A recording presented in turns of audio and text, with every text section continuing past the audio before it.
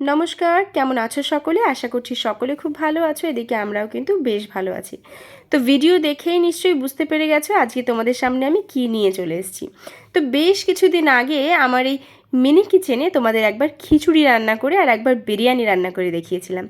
তো তাই হঠাৎ করেই মাথায় চলে এলো যে শীতটা তো প্রায় চলেই যাচ্ছে, তো চলো আজকে একটু ভাজা পিঠে করে দেখি, তাও আবার এই মিনি কিচেনে। কেমন হয় বলো তো? আজকে রান্নাবান্নাটা না হয় আমার পছন্দেই হোক, কিন্তু নেক্সট যে রান্নাটা হবে বা যে রেসিপিটা হবে সেটা কিন্তু তোমাদের পছন্দের হবে।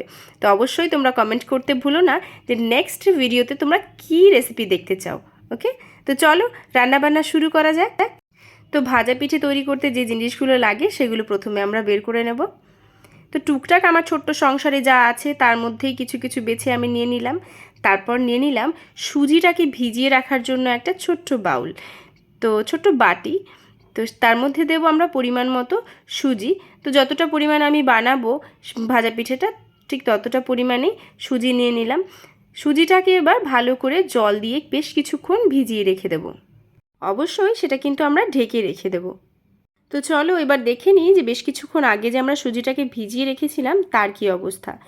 দেখো সুজিটা কিন্তু সুন্দরভাবে ভিজে গেছে আর সেটা কিন্তু জলটাকে একদম সফট করে নিয়েছে। এবার আমরা পরিমাণ মতো যা যা জিনিস দিতে হবে সেগুলো দিয়ে নিই। দেব একদম অল্প পরিমাণে নুন, তার সঙ্গে দেব যতটা পরিমাণে সুজি দিয়েছিলাম ঠিক ততটাই পরিমাণে চিনি দিয়ে দেব। যতটা পরিমাণে সুজি দেওয়া হয়েছিল ঠিক ততটা পরিমাণে।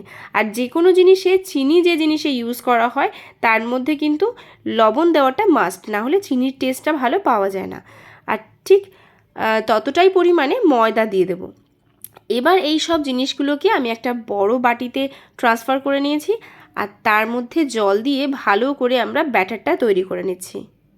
তো দেখো ব্যাটারটা কিন্তু খুব বেশি পাতলাও হবে না, আবার খুব বেশি গাঢ়ও হবে না, না হলে কিন্তু কড়াইয়ের নিচেটা লেগে যেতে পারে। এবার আমাদের পালা কড়াইটাকে রেডি করার। তো কড়াইটা আমি বসিয়ে দিয়েছি অবশ্যই উনুনের ওপরে, আর তার মধ্যে দিয়ে দিলাম কিছুটা পরিমাণে সাদা তেল। তো উনুনে কিন্তু আগুন জ্বেলে দিয়েছি। তো এবার পালা হচ্ছে যতক্ষণে আমাদের তেলটা গরম হবে, যেহেতু লোহার কড়াই তাই তেলটা গরম হতে একটু সময় লাগবে, তো অবশ্যই আমরা চেষ্টা করে দেখব যে কতটুকু কী হয়। তো চলো, মনে হচ্ছে যেন তেলটা গরম হয়ে গেছে। এবার আমরা একে একে দিয়ে দেব আমাদের ভাজা পিঠের যে ব্যাটার সেটা অল্প পরিমাণে দিতে থাকবো। তো এদিকে ভাজা পিঠে হতে থাক, ততক্ষণে তোমরা বলো আমার এই মিনি কিচেনটা তোমাদের কেমন লাগলো। তো এর আগেও আমি একবার ভিডিও করেছিলাম, কয়েকবার ভিডিও করেছিলাম, কিন্তু খুব একটা ভালোভাবে ঘুরিয়ে দেখাতে পারিনি রান্নাঘরটা, যে রান্নাঘরে কি কি জিনিসপত্র আছে না আছে। তো সেগুলো যদি তোমাদের জানতে ইচ্ছে করে তোমরা অবশ্যই কমেন্ট সেকশনে আমাকে জানাবে, আমি তোমাদের দেখাবো যে আমার ছোট্ট রান্নাঘরে কি কি জিনিসপত্র আছে। তো আজকে রান্নাবান্না যদি তোমাদের ভালো লাগে তো অবশ্যই তোমরা কমেন্ট সেকশনে জানিও যে নেক্সট ভিডিওতে তোমরা কী রান্নাবান্না দেখতে চাইছো। তো আমি চেষ্টা করব, যতদূর সম্ভব চেষ্টা করব তোমাদেরকে এই ছোট্ট রান্নাঘরে রান্না করে দেখানোর। আর যদি কেউ জানতে চাও যে এই রান্নাবান্নার জিনিসগুলো আমি কোথা থেকে কিনেছি, কোথায় পেয়েছি, সেগুলোও তোমাদেরকে অবশ্যই জানিয়ে দেবো।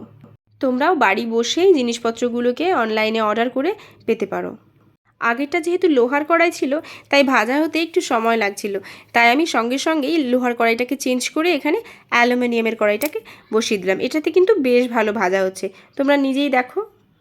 এই দেখো, যার ভয়ে ছিলাম এতক্ষণে সে অলরেডি হাজির। তাকে রেখে এসেছিলাম ঘরে ঘুম পাড়িয়ে, এদিকে হঠাৎ করে দেখি এসে হাজির হয়েছে।